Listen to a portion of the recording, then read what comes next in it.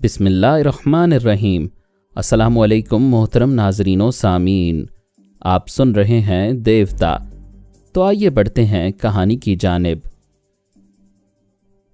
بیٹی، راوی چین لکھتا ہے، تم دونوں کے لیے میرا مشورہ ہے کہ جب تک آرام اور سکون ہے شادی کے مسئلے پر غور کرو اور اس کے لیے کوئی مبارک دن مقرر کر لو۔ اوہ نو پاپا، میں اتنی جلدی شادی نہیں کروں گا۔ ثانی نے کہا، یہ گھر بسانے کی نہیں، ساری دنیا دیکھنے کی عمر ہے، پلیز آپ شادی کی بات نہ کریں۔ اچھا جاؤ، پاشا کو تنویمی عمل سے رہائی دو۔ وہ چلی گئی۔ میں نے لیلا کو مخاطب کیا۔ اس نے مسکرا کر پوچھا، آپ کیسے ہیں؟ خیریت سے ہوں، تم سناؤ۔ میں کیا سناؤں، آپ بتائیں میرا انتظار کب ختم ہوگا؟ میں ابھی ادارے میں سونیا کے پاس ہوں، وہاں تو میاں بیوی کو رہنے کی اجازت نہیں دی جاتی تھی، اب بھی اجازت نہیں دی جاتی ہے۔ وہ ادارے کے مشرق میں ہوگی تو میں مغرب میں، وہ شمال میں ہوگی تو میں جنوب میں۔ اتنی اجازت ہے کہ ہم یہاں کے ریکریشن ہال میں یا پارک میں ملاقاتیں کرتے رہیں گے۔ وہ ہنستی ہوئی بولی، پھر تو آپ جلد ہی بھاگ آئیں گے۔ تم میری شریک حیات ہو، تم سے زیادہ مجھے اور کون سمجھے گا؟ میں ہفتے میں 1 دن کے لیے پیرس آیا کروں گا، پھر واپس ادارے میں آ کر آرام کیا کروں گا۔ کچھ عرصہ کبریا اور اعلیٰ بی بی کے ساتھ رہنا چاہتا ہوں۔ وہ ایک سرد آہ بھر کر بولی، اللہ کرے کوئی ایسا معجزہ ہو کہ میں بھی آپ کے بچوں کی ماں بن سکوں۔ میں آمین کہتا ہوں، اور اس سے زیادہ کیا کہہ سکتا ہوں؟ یہ تو قدرت کے کھیل ہیں۔ تم جانتی ہو سونیا نے اپنی زندگی داؤ پر لگائی، زہریلی ماریا کے ساتھ رہ کر خود کو رفتہ رفتہ اس حد تک زہریلا بنایا کہ اس کی کوکھ نے میرا زہر قبول کر لیا۔ ایسا قدرت کی مرضی سے ہوا ہے۔ قدرت کو منظور نہ ہوتا تو سونیا کی حالت بھی وہی ہوتی جو پارس کے زہر سے جوجو کی ہوئی تھی۔ میں بھی آپ کے بچوں کو جنم دینے کے لیے یہ خطرہ مول لوں گی۔ ایسا ہرگز نہ کرنا، جوجو کو بڑی مشکلوں سے بچایا گیا تھا۔ تم تو بہت ذہین ہو، تمہیں سمجھنا چاہیے کہ انسان کی ہر خواہش پوری نہیں ہوتی۔ اگرچہ تم بانجھ نہیں ہو، لیکن میرے حوالے سے خود کو بانجھ تسلیم کرو اور صبر کرو۔ اب تک صبر ہی کر رہی ہوں۔ میں یہ کہنے آیا ہوں کہ مرینا، عبداللہ اور صفورہ کو تنویمی عمل سے آزاد کر دو۔ تم انہیں آزاد کیوں کر رہے ہو؟ وہ ہمارے دشمنوں سے مل جائیں گے، ہمارے خلاف دشمنوں کی اضافی قوت بن جائیں گے۔ ہاں ایسا ہو سکتا ہے، لیکن یہ جناب تبریزی صاحب کا مشورہ ہے۔ ویسے میں چاہتا ہوں صفورہ ہمارے پاس رہے، تمہارا کیا خیال ہے؟ اچھا خیال ہے، وہ بہت کام کی لڑکی ہے۔ تم مرینا اور عبداللہ کے پاس جاؤ، میں صفورہ سے بات کرتا ہوں۔ میں اس زہریلی لڑکی کے پاس آیا۔ چونکہ وہ ہماری معمولہ تھی اس لیے مجھے اپنے دماغ میں محسوس نہ کر سکی۔ وہ کئی منٹ تک سانس روک لیتی تھی۔ کوئی دوسرا خیال خوانی کرنے والا اسے ٹریپ نہیں کر سکتا تھا۔ بہترین فائٹر بھی تھی۔ اس وقت وہ پیرس کے ایک گارڈن میں بیٹھی ہوئی تھی اور شکستہ دلی سے پارس کے متعلق سوچ رہی تھی۔ اسے یہ صدمہ تھا کہ اس نے ادارے میں جانے سے پہلے الوداعی ملاقات نہیں کی تھی۔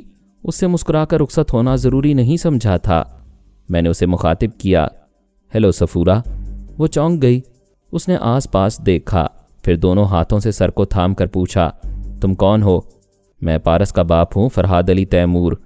کیا واقعی؟ اس نے بے یقینی سے پوچھا۔ میں نے کہا، یقین کرو، تمہیں یہ اعتماد ہے کہ کوئی تمہارے دماغ میں نہیں آ سکتا، اور یہ بھی جانتی ہو کہ باربرا نے تمہیں مرینا کے تنویمی عمل سے نجات دلائی ہے۔ صرف باربرا اور اس کے خیال خوانی کرنے والے ساتھی ہی تمہارے دماغ میں آ سکتے ہیں۔ اسی طرح میں آیا ہوں، کوئی دشمن تمہارے پاس نہیں آ سکے گا۔ بے شک آپ پارس کے پاپا ہیں، صرف پارس کا نہیں تمہارا بھی ہوں، تو میری بیٹی ہو۔ وہ خوشی سے کھل اٹھی، مسکرا کر بولی، تھینک یو پاپا، میں خود کو دنیا کی سب سے خوش نصیب لڑکی سمجھ رہی ہوں۔ تمہیں یہ خوشخبری سنانے آیا ہوں کہ تم تنویمی عمل سے آزاد ہو۔ میں باپ کی حیثیت سے اپنی بیٹی کو آزادی کا تحفہ دے رہا ہوں۔ کیا آزادی کے بعد میری فیملی میں رہنا چاہو گی؟ وہ آسمان کی طرف دیکھتی ہوئی بولی، اے میرے خدا، یہ میں کیا سن رہی ہوں؟ میرے نصیب یوں جاگ رہے ہیں کہ مجھے یہ خواب سا لگ رہا ہے۔ پاپا، میں ساری عمر آپ کی بیٹی بن کر آپ کی خدمت کرتی رہوں گی۔ کیا اپنے بھائی عبداللہ سے دور رہ سکو گی؟ میں آپ کے لیے ساری دنیا کو چھوڑ سکتی ہوں۔ کیا آپ میرے بھائی کو اپنی فیملی میں جگہ نہیں دیں گے؟ مجھے افسوس ہے، ابھی اس کے لیے کوئی گنجائش نہیں ہے۔ اس میں صرف ایک ہی خوبی ہے کہ وہ حیرت انگیز جسمانی قوتوں کا مالک ہے۔ اس سے زیادہ پاشا شاہ زور ہے، لیکن ہم پاشا کو بھی اپنی فیملی سے دور کر رہے ہیں۔ آپ بہتر سمجھتے ہیں، آپ مجھے بھائی سے جتنی دور جانے کو کہیں گے میں چلی جاؤں گی۔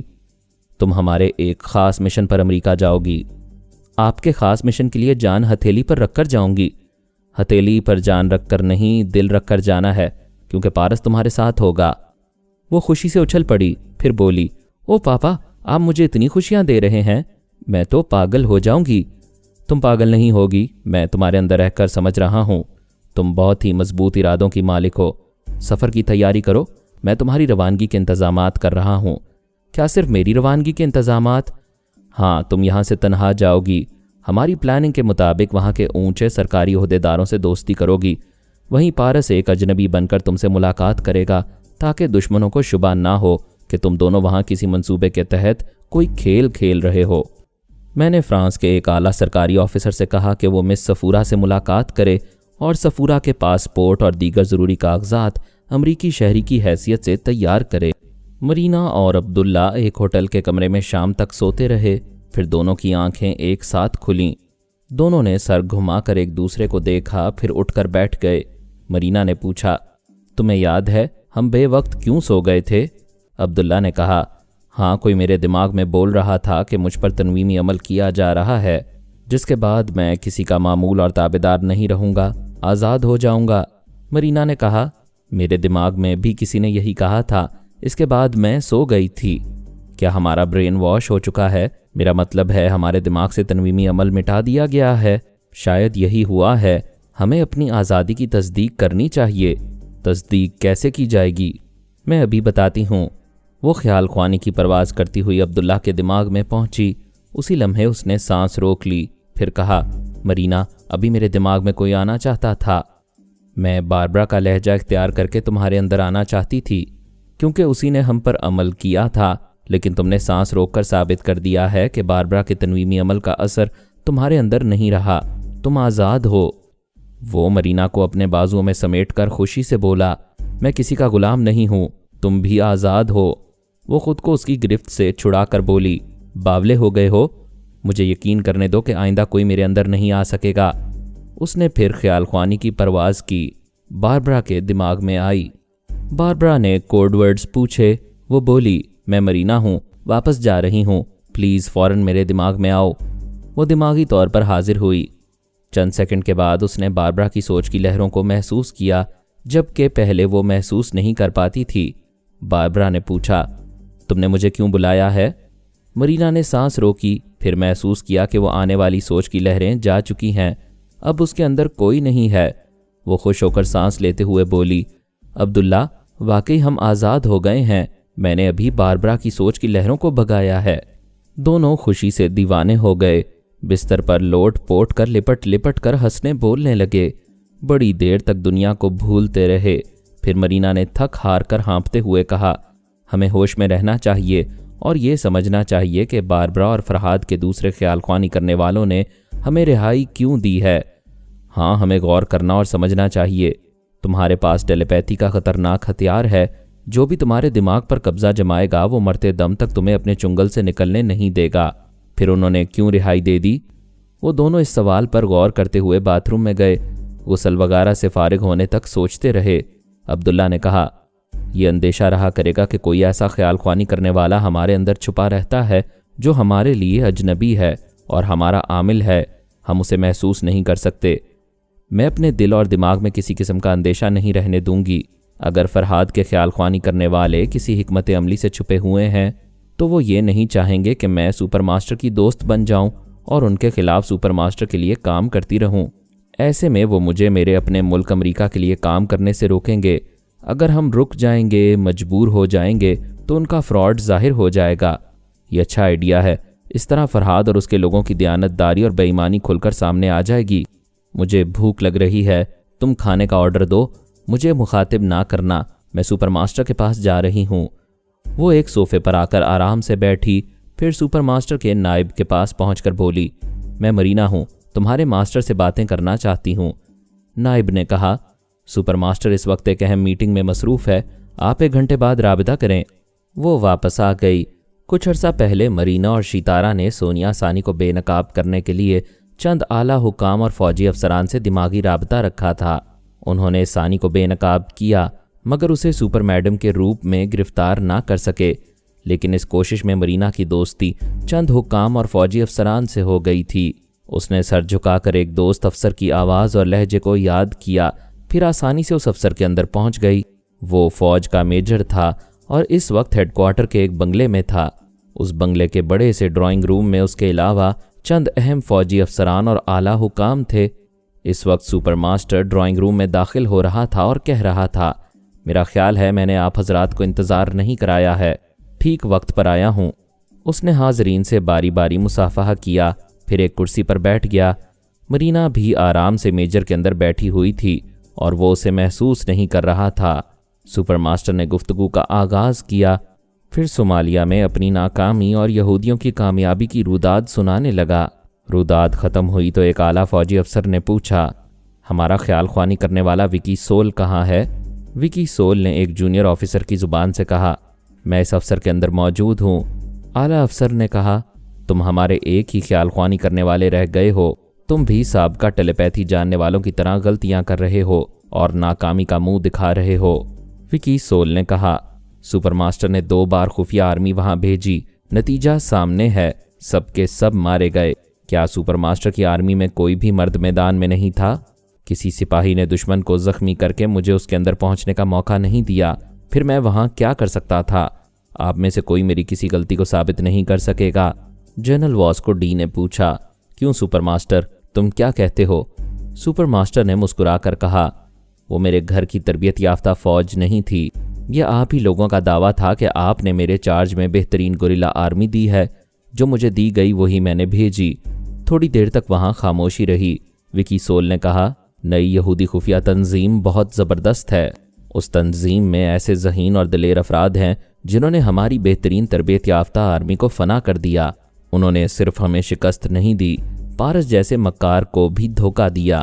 پارس تمام خیال خوانی کرنے والوں کو فارمولوں کے 2 کاغذات دینا چاہتا تھا، لیکن وہ یہودی 12 میں سے 10 کاغذات اڑا لے گئے۔ ایک حاکم نے کہا، سوال پیدا ہوتا ہے، پارس اتنی محنت سے حاصل کیے ہوئے فارمولے اپنے تمام دشمنوں میں تقسیم کیوں کرنا چاہتا تھا؟ اس سوال کا جواب یہ ہے کہ پارس مکمل فارمولے اپنے ٹیلیپیتھی جاننے والوں کے ذریعے بابا صاحب کے ادارے میں نوٹ کرا چکا تھا۔ اس کے بعد وہ تمام دشمنوں کو 2 کاغذات دے کر انہیں ایک دوسرے سے لڑانا چاہتا تھا۔ اس کی یہ خواہش پوری نہیں ہوئی، تمام خیال خوانی کرنے والوں کے حصوں کے کاغذات یہودی لے گئے۔ ایک اور حاکم نے کہا، اس طرح پارس کی یہ مکاری ظاہر ہوتی ہے کہ وہ درپردہ باقی 10 کاغذات یہودیوں کے حوالے کرنا چاہتا تھا، تاکہ ہم سب ان کاغذات کے حصول کے لیے یہودیوں کا جینا حرام کر دیں۔ اس کی بدماشی یوں بھی ثابت ہوتی ہے کہ وہ باقی 10 کاغذات بت کی کھوپڑی میں چھوڑ گیا تھا، جبکہ ان کاغذات کو اپنے ساتھ لے جا سکتا تھا۔ سپر ماسٹر نے کہا، ہم جس پہلو سے بھی بات کریں گے نتیجہ یہی سامنے آئے گا کہ پارس تمام بڑے ممالک کو اور تمام دشمن ٹیلیپیتھی جاننے والوں کو عذاب بنا کر یہودیوں پر مسلط کرنا چاہتا ہے۔ ایک حاکم نے کہا، پھر سوال یہ پیدا ہوتا ہے، کیا ہم وہ کاغذات حاصل کرنا چاہتے ہیں؟ اگر جواب ہاں میں ہے تو تسلیم کر لو کہ پارس کا مکارانہ منصوبہ کامیاب ہو رہا ہے۔ ہماری طرح دوسری بڑی طاقتیں بھی ان کاغذات کے پیچھے پڑ جائیں گی اور خفیہ یہودی تنظیم کے لیے عذاب بن جائیں گی۔ سپر ماسٹر نے کہا، بائی گاڈ، ایسا شیطانی سیاسی کھیل سونیا کا بیٹا ہی کھیل سکتا ہے۔ پارس سے تو علی تیمور بہتر ہے، جو آتا ہے ایک ہی وار میں 2 ٹکڑے کرتا ہے اور چلا جاتا ہے، پارس کی طرح طویل عذاب میں مبتلا نہیں کرتا۔ مرینا خاموشی سے ان سب کی باتیں سن رہی تھی۔ وہ جانتی تھی کہ سپر ماسٹر یوگا کا ماہر ہے، اگر رابطہ کرے گی تو وہ سانس روک لے گا۔ پھر بھی وہ میجر کے دماغ سے نکل کر سپر ماسٹر کے دماغ میں آ گئی۔ اس نے سوچا تھا کہ وہ پوچھے گا تو اپنا نام بتائے گی، لیکن یہ حیرت کا مقام تھا کہ اس نے نام نہیں پوچھا، اسے اپنے اندر محسوس ہی نہیں کیا۔ اس کی 2 ہی وجوہات سمجھ میں آئیں، ایک تو یہ کہ شاید وہ کچھ بیمار ہے یا پھر اس کے دماغ میں پہلے سے کوئی موجود ہے۔ دوسرا خیال درست نکلا۔ چند لمحوں کے بعد ہی مرینا نے پرائی سوچ کی لہروں کو سنا۔ کوئی سپر ماسٹر سے کہہ رہا تھا، یہ تم پارس کی حکمت عملی بتانے اور اس کی تعریفیں کرنے میں وقت کیوں ضائع کر رہے ہو؟ اپنے کام کی بات شروع کرو۔ سپر ماسٹر نے کہا، پلیز ذرا صبر کرو، میں ابھی اسی بات کی طرف آنے والا ہوں۔ مرینا نے اتنی دیر میں چور خیالات سے معلوم کیا وہ ٹرانسفارمر مشین کا ذکر چھیڑنا چاہتا ہے، لیکن ابھی تک اس موضوع پر آنے کا مناسب موقع نہیں مل رہا تھا۔ تب اچانک ہی موقع ملا۔ جنرل واسکو ڈی نے کہا، سپر ماسٹر، تم نے پچھلی میٹنگ میں کہا تھا کہ کسی اہم منصوبے پر کام کر رہے ہو۔ ہم معلوم کرنا چاہیں گے کہ تم اپنے اس منصوبے سے ملک اور قوم کو کیا فائدہ پہنچا رہے ہو۔ سپر ماسٹر نے کہا، general Vasco D, transformer machine تمہارے چارج میں ہے۔ ہم میں سے کوئی تم سے یہ نہیں پوچھتا کہ وہ مشین کہاں چھپا کر رکھی گئی ہے اور اس کی مرمت کے لیے ایسا کیا کیا جا رہا ہے کہ اب تک ناکامی ہو رہی ہے، اور وہ مشین اس قابل نہیں ہو پا رہی کہ ہمارے ملک کے لیے کم از کم ایک ہی ٹیلی پیتھی جاننے والا پیدا کر سکے۔ جنرل نے کہا، ٹرانسفارمر مشین ایٹمی منصوبوں سے بھی زیادہ اہم ہے۔ میں اسے ملک اور قوم کی بہتری کے لیے چھپا رہا ہوں۔ جنرل نے کہا، ایسا تم میری ضد میں کہہ رہے ہو؟ یہ تمہارا خیال ہے جنرل، ورنہ تم ہی ایک محب وطن نہیں ہو۔ ہم سب لوگ اپنے ملک سے محبت کرتے ہیں۔ ہمارے درمیان یہ معاملہ طے ہونا چاہیے کہ ہم میں سے جو افراد یوگا کے ماہر ہیں ان سے ملک کا کوئی راز نہ چھپایا جائے۔ ہم رازوں کے امین ہوتے ہیں، کوئی ہمارے دماغوں میں چوری سے آ کر کوئی راز چرا نہیں سکتا۔ ملٹری انٹیلیجنس کا chief rich would super master کا ہم نوا تھا۔ اس نے تائید کی، بے شک میں بھی یوگا کا ماہر ہوں اور فوج کے نہایت ہی اہم عہدے پر فائز ہوں، لیکن ٹرانسفارمر مشین کو مجھ سے بھی چھپایا جاتا ہے۔ اس طرح سپر ماسٹر بھی اپنا منصوبہ ہم سے چھپاتا رہا ہے اور یہ مناسب نہیں ہے۔ ایک اعلیٰ فوجی افسر نے کہا، صاف بات تو یہ ہے کہ general Vasco D transformer machine کو پوری ذمہ داریوں کے ساتھ سنبھال نہیں پائے۔ یہ اب تک صفائی پیش نہ کر سکے کہ مشین کیسے خراب ہوئی، جبکہ یہ دعویٰ تھا کہ ایک چونٹی بھی مشین کی طرف جائے تو خطرے کی گھنٹی بجنے لگتی ہے۔ پھر یہ کہ اب تک اس مشین کی مرمت کرانے میں ناکام رہے ہیں۔ اتنی بڑی ذمہ داری کسی ایک ہاتھ میں دی جائے تو ملک کو اسی طرح نقصان پہنچتا ہے۔ سپر ماسٹر نے کہا، میرا مشورہ ہے کہ ملک کی اہم ذمہ داریاں سنبھالنے والے جتنے یوگا کے ماہر ہیں ان کا ایک خفیہ اجلاس ہو اور ان سب کو ٹرانسفارمر مشین کا ذمہ دار بنایا جائے۔ اگر میرا یہ مشورہ مان لیا جائے گا تو میں اپنے ایک چونکا دینے والے منصوبے کی جھلک پیش کروں گا۔ ایک حاکم نے کہا، میرا خیال ہے کہ سپر ماسٹر کا مشورہ قابل قبول ہے۔ سب اس کی تائید کرنے لگے۔ جنرل واسکو ڈی نے ناگواری سے کہا، مجھے نااہل ثابت کر کے تم لوگ مشین کی ذمہ داری لے رہے ہو۔ اگر تم بھی اس کی مرمت نہ کرا سکے تو کم از کم سبھی کو یہ معلوم ہوتا رہے گا کہ مشین مرمت کے کن مراحل سے گزر رہی ہے۔ ہم سب ایک دوسرے کے مشورے سے کام کرتے رہیں گے تو سبھی مشین کے سلسلے میں مطمئن رہیں گے۔ ایک نے کہا، جنرل واسکو ڈی کو یہ بات ناگوار گزر رہی ہے کہ مشین ایک ہاتھ سے نکل کر ہم سب کے ہاتھوں میں آ رہی ہے۔ جنرل نے کہا، میری ناگواری سے تم لوگوں کی صحت پر اثر نہیں پڑے گا۔ اب سپر ماسٹر کا فرض ہے کہ یہ اپنے اہم منصوبے کی جھلک ہمیں دکھائے۔ ضرور دکھاؤں گا، لیکن یوگا کے ماہرین کے اجلاس میں، تاکہ یہ راز صرف ہمارے درمیان رہے۔ کچھ معلوم تو ہو کہ وہ منصوبہ کیا ہے؟ اگر ابھی بتاؤں گا تو پھر راز نہیں رہے گا۔ جنرل کو ذرا صبر و تحمل سے کام لینا چاہیے۔ جنرل نے غصے سے کہا، تم میرے پیچھے کیوں پڑ گئے ہو؟ اگر اعتماد کا ووٹ لوں تو یہاں اکثریت میرے حق میں ہوگی۔ یہ نہ بھولو کہ سپر ماسٹر کسی وقت بھی تبدیل کیا جا سکتا ہے۔ میں وہ سپر ماسٹر نہیں ہوں کہ تم جیسوں کی سازشوں اور خود غرضیوں کا شکار ہو کر عہدہ چھوڑ دوں اور الزامات اٹھا کر فوج کی گولیوں کا نشانہ بن جاؤں۔ جنرل، مجھے میرے عہدے سے ہٹانے سے پہلے تم استعفیٰ دینے پر مجبور ہو جاؤ گے۔ انٹیلیجنس کے چیف نے کہا، یہاں ایک دوسرے کو چیلنج نہ کیا جائے تو بہتر ہے۔ عہدے سے اسے ہٹایا جائے گا جس کی کارکردگی ناقص ہوگی، اور جنرل واسکو ڈی مشین کے معاملے میں تمہاری کارکردگی نہایت ناقص ہے۔ تم پر بڑے الزامات ہیں، لہٰذا تم خاموش رہو تو بہتر ہے۔ جنرل نے کہا، آج کے اجلاس میں تم یہ سب سوچ کر آئے تھے کہ میرا محاسبہ کیا جائے گا، جبکہ مشین کی خرابی میں میرا ہاتھ نہیں ہے۔ جلد ہی تم سب کو یقین آ جائے گا کہ کسی سازش کے تحت مشین کو نکارا نہیں بنایا گیا ہے۔ اس بوڑھے تبریزی کی پیش گوئی کے مطابق تم لوگ بھی برسوں تک اسے درست نہیں کر سکو گے۔ دوسرے نے کہا، بے شک جنرل واسکو ڈی کا درجہ ہماری نظروں میں بہت بلند ہے۔ آپ جتنے یوگا کے ماہرین یہاں موجود ہیں اپنے اگلے اجلاس کی تاریخ اور وقت مقرر کر لیں تاکہ ٹرانسفارمر مشین کو جلد سے جلد کارآمد بنایا جا سکے۔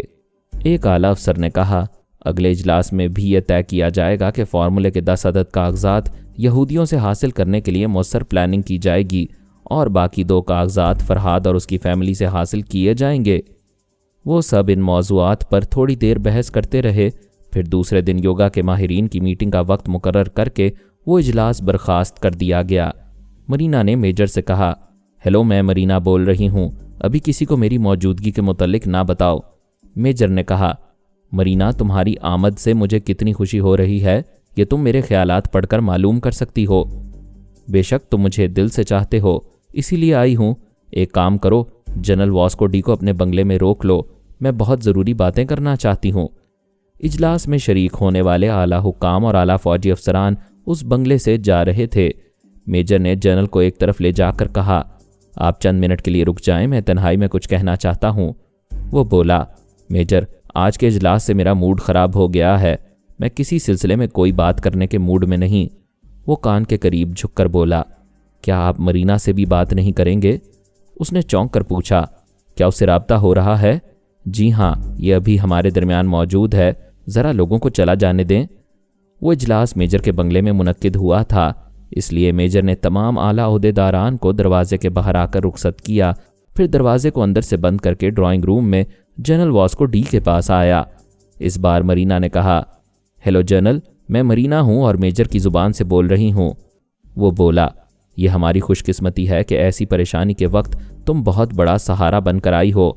सुपरमास्टर और चीफ ऑफिसर रिचवुड ने मेरे खिलाफ बहुत ज़बरदस्त महाज बनाया है। मैं जानती हूँ, अभी मैं सुपरमास्टर के दिमाग में थी और उसके तमाम चोर ख्यालात पड़ रही थी। क्या सुपरमास्टर ने तुम्हें अपने दिमाग में रहने की इजाज़त दी थी? उसे पता ही ना चला कि मैं मौजूद थी। दरअसल मुझसे पहले एक ख्याल ख्वानी करने वाला वहाँ मौजूद था। उसकी मौजूदगी के बायस वो मेरी सोच की लहरों को महसूस ना कर सका। वो ख्याल ख्वानी करने वाला कौन था? उसका नाम जेरी हॉक है। जेरी? क्या वही जेरी जिसने हमारी ट्रांसफार्मर मशीन से टेलीपैथी का इल्म हासिल किया था? जी हाँ, सुपरमास्टर अपने जिस अहम मंसूबे का जिक्र कर रहा है वो यही है कि इस मुल्क के गुमशुदा और नाकारा टेलीपैथी जानने वालों को फिर से कारामद बना रहा है। उसने जॉन लेम्बोडा के दामाद बीजी थर्मॉल को भी कारामद बना लिया है। जनरल ने कहा, फिर तो वो ट्रांसफार्मर मशीन के बगैर बहुत बड़ा कारनामा अंजाम दे रहा है और मैं मशीन अपनी तहवील में रख कर उसके मुकाबले में सिफर हो गया हूँ। ऐसी बात नहीं है। सुपरमास्टर के इस कारनामे के पीछे हमारे मुल्क को नुकसान पहुंचाने की साजिश की जा रही है। वो कैसे? क्या आप हिप्नोटिज्म के माहिर जे परगोला को जानते हैं? उसे कौन नहीं जानता? वो हिप्नोटिज्म का शैतान है। उसकी आंखों में ऐसी मकनातीसी कशिश है कि पहली नज़र में किसी को भी अपनी तरफ खींच लेता है। क्या वो भी साजिश में शरीक है? वो एक खुफिया तंजीम का सरगना है। पहले सुपरमास्टर ने ज़ेरे ज़मीन तंजीम बनाई थी, जेरी और थर्मॉल को ट्रैप करके उनके ब्रेन वॉश कराए। फिर जे परगोला ने तनवीमी अमल के ज़रिए सिर्फ उन दो टेलीपैथी जानने वालों को ही नहीं, सुपरमास्टर, रिचवुड और तंजीम के दूसरे अहम अफराद को भी अपना मामूल और ताबेदार बना लिया। जनरल ने कहा, अब समझ में आ रहा है कि सुपरमास्टर मेरा ज़बरदस्त हमायती था, आज अचानक ज़बरदस्त मुखालिफ क्यों हो गया था। मरीना ने कहा, वो जे परगोला का गुलाम बन चुका है। उनका खुफिया मंसूबा ये है कि ट्रांसफार्मर मशीन पर कब्जा जमाया जाए। उसकी मुरम्मत करके वो अपने शैतानी मकासद के लिए नए ख्याल ख्वानी करने वाले पैदा करना चाहते हैं। जनरल ने कहा, मरीना, हम तुम्हें सलाम करते हैं। तुमने बड़ी साजिश और बहुत बड़ी होने वाली तबाही का सुराग लगाया है। अगर वो शैतान जे परगोला अपने मकसद में कामयाब होगा तो हमारी ट्रांसफार्मर मशीन से हमारे ही मुल्क के खिलाफ टेलीपैथी जानने वालों की फ़ौज बना लेगा। मेजर ने पूछा, क्या तुमने ये मालूम किया है कि जे परगोला और दोनों टेलीपैथी जानने वाले जेरी और थर्मॉल कहाँ रहते हैं? वो बोली, सुपरमास्टर जे परगोला का गुलाम है और गुलाम को ये नहीं बताया गया है कि आका और उसके ख्याल ख्वानी करने वालों की रिहाइशगाह कहाँ है। अलबत्ता सुपरमास्टर ने एक खुफिया अड्डा बनाया था। जे परगोला उस अड्डे का मालिक बन गया है क्योंकि वहाँ ब्रेन ऑपरेशन के लिए एक जदीद तर्ज का ऑपरेशन थिएटर बनाया गया है। वहीं जेरी और थर्मॉल का ब्रेन ऑपरेशन किया गया था। तुम ये मालूम करो कि वो सब उस खुफिया अड्डे में कब आकर एक दूसरे से मुलाकात करते हैं। सिर्फ ऐसे वक्त वहाँ जाते हैं जब किसी का ब्रेन ऑपरेशन किया जाता है या किसी को तनवीमी अमल के ज़रिए अपना गुलाम बनाया जाता है। क्या तुम सुपरमास्टर के दिमाग में किसी वक्त भी जा सकती हो? हाँ, मैंने जेरी की मौजूदा आवाज़ और उसके लहजे को याद कर लिया है।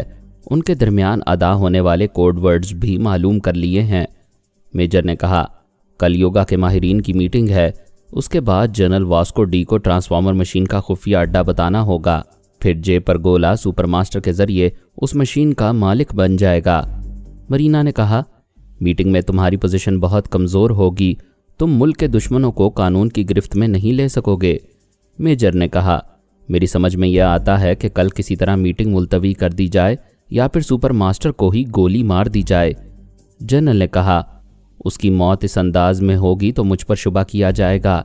مرینا نے کہا، جے پرگولا کا غلام صرف سپر ماسٹر ہی نہیں، ملٹری انٹیلیجنس کا چیف رچ ووڈ اور 2 فوجی افسران بھی ہیں۔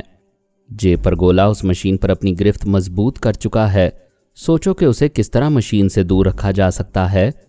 جنرل واسکو ڈی نے کہا، ایک راستہ ہے کہ میں ٹرانسفارمر مشین کے نقشوں میں تبدیلی کرا دوں اور مشین کے کچھ اہم پرزے غائب کر دوں۔ میں تائید کرتی ہوں، فوری طور پر یہی کیا جا سکتا ہے۔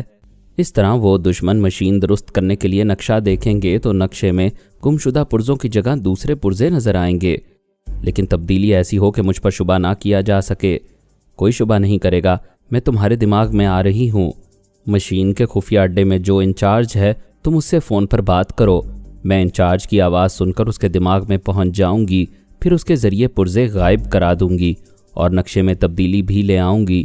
جنرل واسکو ڈی نے پوچھا، مرینا تم ہمارے بہت کام آ رہی ہو۔ پچھلے روز شیتارا سپر ماسٹر کے پاس آئی تھی، اس نے ہمارا کام کرنے کے لیے شرائط پیش کی تھیں، کیا تمہاری بھی کچھ شرائط ہوں گی؟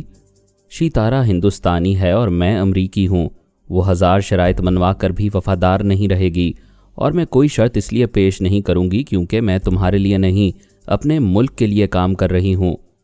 تمہاری وطن دوستی قابل قدر ہے، یہ بڑے افسوس کی بات ہے کہ ماضی میں تمہیں محب وطن تسلیم نہیں کیا گیا، میں تمہیں دل سے ملک و قوم کی وفادار تسلیم کرتا ہوں۔ وہ گفتگو کے دوران سوچ رہی تھی، حب الوطنی اپنی جگہ ہے لیکن میں کسی پر بھروسہ نہیں کروں گی۔ ٹرانسفارمر مشین کے انچارج کے دماغ پر قبضہ جما کر مشین کے صحیح نقشے کو پہلے ذہن نشین کروں گی، اس کے پرزوں کو ضائع نہیں ہونے دوں گی، ایسی چال چلوں گی کہ آئندہ وہ مشین میرے کام آ سکے۔ ایک پاشا رہ گیا تھا، اسے بھی آزاد کر دیا گیا۔ یہ سب بھی جانتے تھے کہ کوئی بھی اس کے دماغ میں گھس کر فارمولوں کی تفصیل معلوم نہیں کر سکے گا کیونکہ اس نے ان فارمولوں کو ذہن نشین نہیں کیا تھا۔ اگرچہ وہ غیر معمولی دماغی قوت کا حامل تھا، حیرت انگیز یادداشت کا مالک تھا، تاہم ان فارمولوں کو زبانی یاد نہیں رکھا تاکہ کوئی خیال خوانی کرنے والا انہیں دماغ سے چرا نہ سکے۔ یہی وجہ ہے کہ ان فارمولوں کے لیے اسے صومالیہ تک سفر کرنا پڑا تھا۔ اس نے تنویمی نیند سے بیدار ہو کر خود کو ایک انجانے کمرے میں دیکھا، سوچنے لگا کہ سونے سے پہلے کہاں تھا اور اب کہاں پہنچا ہوا ہے۔ موجودہ کمرہ سمجھ میں آ گیا، وہ کسی ہوٹل میں تھا، ایک بستر پر پڑا ہوا تھا۔ اس نے سر گھما کر دیکھا، پہلو میں فلاور نہیں تھی، وہ اٹھ کر بیٹھ گیا۔ یاد آنے لگا کہ وہ جھیل کنارے پارس کے کاٹیج میں تھا، ایک بیڈ روم میں فلاور اس کے ساتھ تھی، پھر پتہ نہیں وہ کیسے گہری نیند سو گیا۔ آنکھ کھلنے پر خود کو ہوٹل کے کمرے میں دیکھ رہا تھا، وہ سوچنے لگا، میں یہاں کیسے آیا؟ کیا مجھے اٹھا کر لایا گیا ہے؟ یہ بات مذاقہ خیز لگی، وہ بیمار نہیں تھا، اسے 4 آدمی اٹھا کر ہوٹل میں نہیں پہنچا سکتے تھے۔ اس نے فون کا ریسیور اٹھا کر ہوٹل کے مینیجر سے رابطہ کیا، پھر پوچھا، آپ جانتے ہیں کہ میں کس کمرے سے بول رہا ہوں اور میرا نام کیا ہے؟ جی ہاں، ہوٹل کے ایکسچینج سے معلوم ہوا ہے، آپ کمرہ نمبر 604 سے بول رہے ہیں اور یہاں رجسٹر میں آپ کا نام یوسف البرہان عرف پاشا لکھا ہوا ہے۔ پاشا نے پوچھا، کیا میرے ساتھ کوئی یہاں آیا تھا؟ جی نہیں، رجسٹر دیکھ کر مجھے یاد آ گیا ہے، آپ 5 گھنٹے پہلے یہاں کاؤنٹر پر آئے تھے، آپ کے ساتھ ایک اٹیچی تھی، آپ نے ایک کمرہ لیا، رجسٹر پر اپنے دستخط کیے، پھر ملازم کے ساتھ کمرہ نمبر 604 میں چلے گئے۔ ویسے بات کیا ہے جناب، کوئی پرابلم ہے؟ نہیں، کوئی بات نہیں ہے، تھینک یو۔ اس نے ریسیور رکھ کر اٹیچی کو دیکھا، پھر اسے اٹھا کر کھولا۔ کپڑوں کے اوپر ایک نیا پاسپورٹ اور دیگر ضروری شناختی کاغذات رکھے ہوئے تھے، کچھ فرانسیسی ڈالرز اور برٹش پاؤنڈز بھی تھے۔ اس نے ایک طے کیا ہوا کاغذ کھول کر دیکھا، اس پر لکھا ہوا تھا، آزادی مبارک ہو، تم کسی کے تنویمی عمل کے زیر اثر نہیں ہو، جس ملک میں جانا چاہو فون نمبر 404 ڈائل کرو اور اپنی خواہش ظاہر کرو، تمہیں 1 گھنٹے کے اندر اس ملک کا ویزا مل جائے گا، دیٹس آل۔ اس نے جھنجھلا کر کاغذ کو مٹھی میں بھینچتے ہوئے کہا، اتنا کچھ لکھا ہوا ہے، فلاور کے متعلق ایک لفظ نہیں لکھا، کیا یہ میرا کوئی رقیب ہے جو ایسی حرکتیں کر رہا ہے؟ کیا وہ فلاور کو مجھ سے چھین کر لے گیا ہے؟ اگر فلاور کہیں بول رہی ہوگی تو اس کی باتیں سن کر اس کی خیریت سے مطمئن ہو سکتا تھا۔